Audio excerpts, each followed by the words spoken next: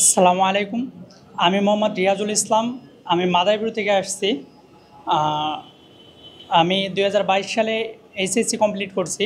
মাদ্রাসা level থেকেই complete করছিলাম। এরপরে এখান থেকে বিভিন্ন ভিডিও দেখতাম অনলাইনে, ওইখান থেকে আর কি ইংলিশ ফ্যান্টাসি সম্পর্কে জানা।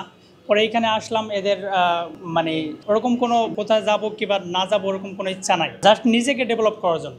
আমি তো আবাসিকের স্টুডেন্ট, আবাসিকে অলওয়েজ ইংরেজিতে কথা বলতে হয়। না পারলে চুপ থাকতে হয় কিংবা লেখা মানে লেখা খাতায় লেখা মানে মনের ভাব প্রকাশ করতে হয়। তবু মানে বাংলা বললে নাকি ফাইন করা হয়। তো সেটা দেখলাম, মার্শাল্লাহ ভালোই লাগলো।